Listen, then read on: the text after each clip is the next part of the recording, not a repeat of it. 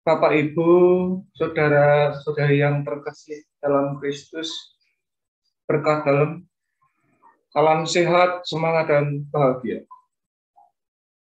Mohon izin saya menyampaikan renungan APP tahun 2022 yang tema besarnya tinggal dalam Kristus, berbela rasa dan berpengharapan. Kali ini saya akan fokus pada pertemuan yang kedua dengan subtema Yesus melihat iman mereka, berbela rasa kehidupan, kesehatan, dan penderitaan sesama. Sebelumnya, marilah kita membuat tanda kemenangan kita dalam nama Bapa dan Putra dan Roh Kudus. Amin. Bapak, Ibu, saudara-saudari, saya bersyukur diberi kesempatan untuk isoter di Hotel Borobudur ini sejak hari Selasa sampai hari ini, dan diperkirakan baru boleh pulang setelah 10 hari karena saya dinyatakan positif COVID-19. Dengan saya dinyatakan positif, saya bisa langsung merasakan bahwa ternyata kalau selama ini jujur, terus terang, saya itu ragu dan bukannya tidak percaya, tapi terlalu percaya diri bahwa saya tidak mungkin akan terkena dampak dari COVID-19 tersebut. Saya sombong.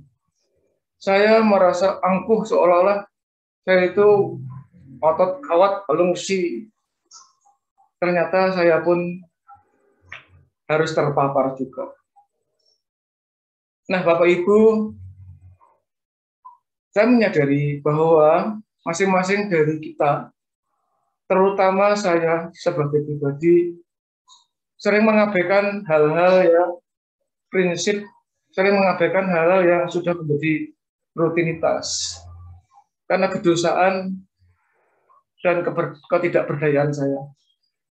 Oleh karena itu, Bapak Ibu, sebelum kita melanjutkan ibadat ini, mari kita hening sejenak, kita mohon ampun atas segala dosa dan kesalahan kita. Kita hening sejenak.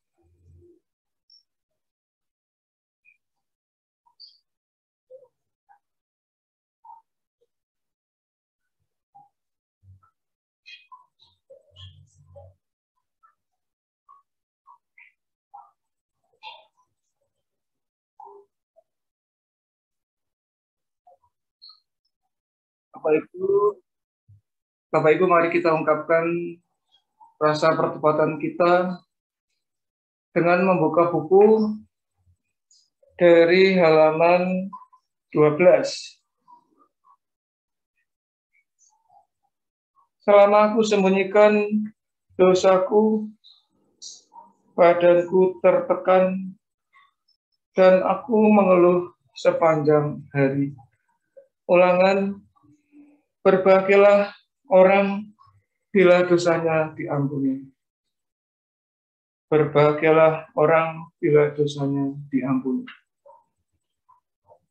Aku mengakui dosaku di hadapan-Mu, Tuhan, dan kesalahanku untuk kusembunyikan.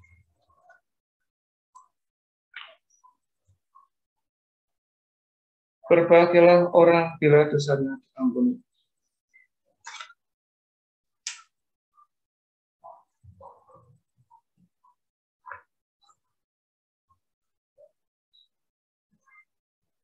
Ulangan, berbahagialah orang bila dosanya diampuni. Selama aku sembunyikan dosaku, badanku tertekan, dan aku mengeluh sepanjang hari. Berbahagialah orang bila dosanya diampuni. Aku mengakui dosaku di hadapan-Mu, Tuhan, dan kesalahanku tidak aku sembunyikan. Berbahagialah orang bila dosanya diampuni. Nasib orang berdosa sengsara belaka, tetapi orang yang percaya kepada Tuhan dilimpahi kasih setia. Berbahagialah orang bila dosanya diampuni. Semoga Allah yang Maha Kuasa mengasihi kita, mengampuni dosa kita, dan mengantar kita hidup yang kekal. Amin. Marilah berdoa. Allah Bapa yang penuh kasih, kami bersyukur boleh kembali memasuki masa Prapaskah, masa yang penuh rahmat ini. Kami mohon hadirlah di tengah-tengah kami, dan kobarkanlah di hati kami rahmat belas kasih-Mu. Dalam rahmat-Mu yang berlimpah, sehingga kami dapat senantiasa mengupayakan hidup yang berdaya upah dan berbuah berkat, sehingga kami dapat bersatu padu dalam gerakan belas kasih-Mu. Demi Yesus Kristus Putra-Mu, yang bersama Dikau dalam persekutuan dengan Roh Kudus, hidup dan berkuasa, kini dan sepanjang masa. Amin. Bapak Ibu, marilah kita buka hati kita untuk mendengarkan sabda Tuhan.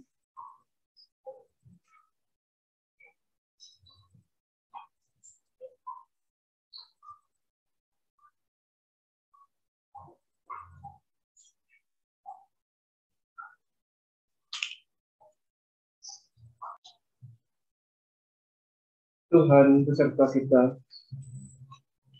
Inilah Injil suci menurut Santo Lukas.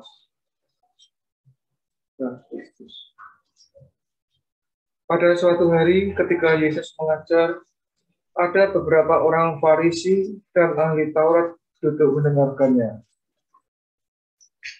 Mereka datang dari semua desa di Galilea dan Yudea dan dari Yerusalem. Kuasa Tuhan menyertai dia sehingga ia dapat menyembuhkan orang sakit. Lalu datanglah beberapa orang mengusung orang lumpuh di atas tempat tidur. Mereka berusaha membawa dia masuk dan meletakkannya di hadapan Yesus. Karena mereka tidak dapat membawanya masuk berhubung dengan banyaknya orang di situ.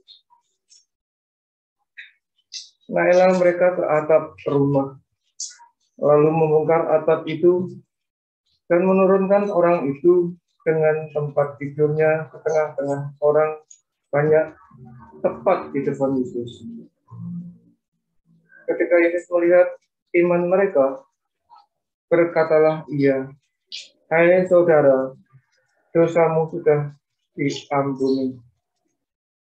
Tetapi ahli-ahli Taurat dan orang-orang Farisi berpikir dalam hati, siapakah orang yang menghujat Allah ini?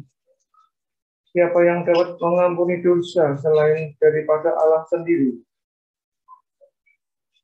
Akan tetapi Yesus mengetahui pikiran mereka, lalu berkata kepada mereka, "Apakah yang kamu pikirkan dalam hatimu? Manakah lebih mudah mengatakan dosamu sudah diampuni, atau mengatakan bangunlah dan berjalanlah? Tetapi supaya kamu tahu bahwa di dunia ini Anak Manusia berkuasa mengampuni dosa." Berkatalah ia kepada orang lumpuh itu, "Kepadamu kukatakan, bangunlah, angkatlah tempat tidurmu, dan pulanglah ke rumahmu." Dan seketika itu juga bangunlah ia di depan mereka, lalu mengangkat tempat tidurnya dan pulang ke rumahnya sambil memuliakan Allah. Dan mereka sangat takut. Katanya, "Hari ini kami telah menyaksikan hal-hal yang sangat mengherankan. Demikianlah sabda Tuhan. Terpujilah Kristus.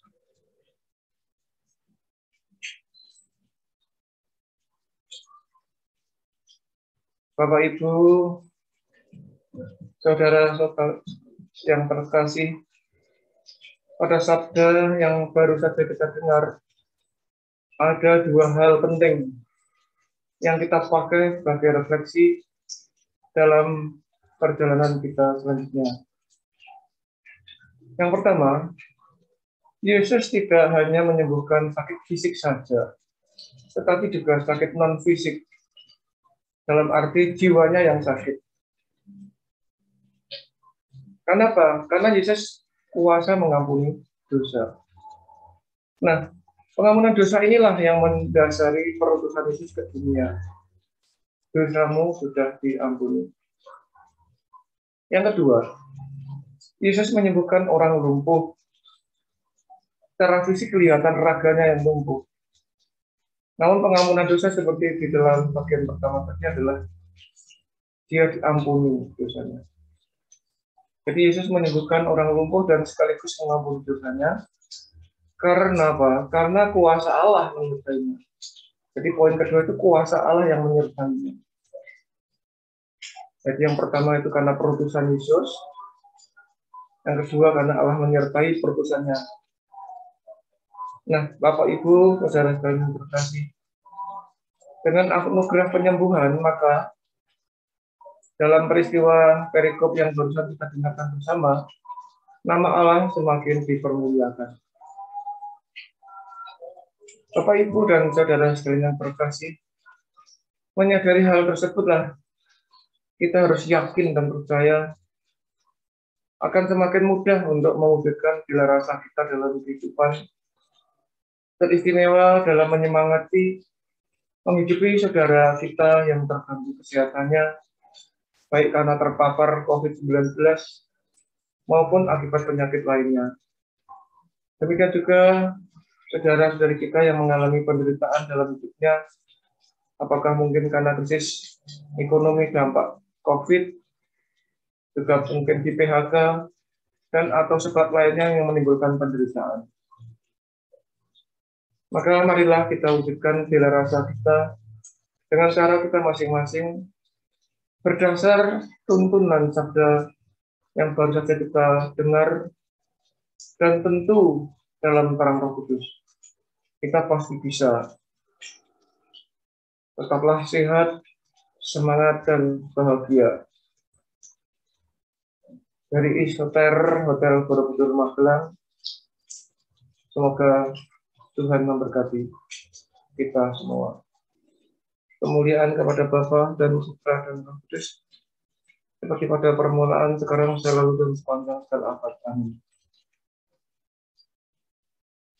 Bapak Ibu, agar kita semakin diteguhkan, dikuatkan, sehingga kita tetap bertahan di dalam perang melawan pandemi ini, dan supaya kita bisa berbela rasa dengan saudara-saudara kita yang terpapar maupun juga yang menderita karena sebab lain. Marilah kita mohon kekuatan dan rahmat dari Allah sendiri dengan mendoakan doa yang diajarkan Tuhan Yesus kepada kita. Bapa kami yang ada di surga, dimuliakanlah namamu, datanglah kerajaanmu, jadilah kehendak-mu di atas bumi seperti di dalam surga. Berilah kami rezeki pada hari ini, dan ampunilah kesalahan kami, seperti kami pun mengampuni yang bersalah kepada kami. Dan janganlah masukkan kami ke dalam pencobaan, tetapi bebaskanlah kami dari yang jahat. Amin.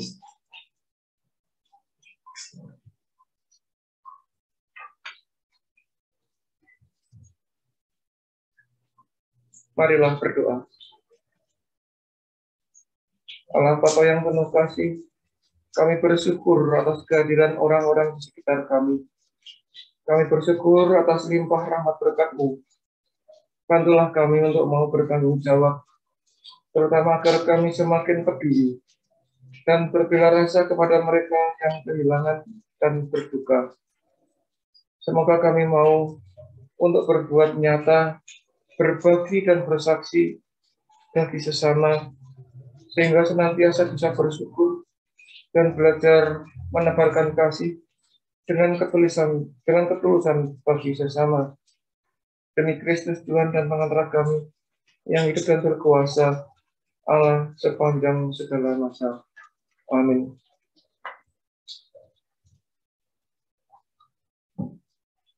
Tuhan beserta kita. Semoga kita senantiasa diberkati, dilindungi oleh berkat Allah yang Maha Kuasa dalam nama Bapa dan Putra dan Roh Kudus. Amin. Dengan demikian, ibadat APP dalam pertemuan kedua ini telah selesai. Tetaplah sehat, semangat, dan bahagia. Kabarkanlah sukacita Allah di dalam Kristus.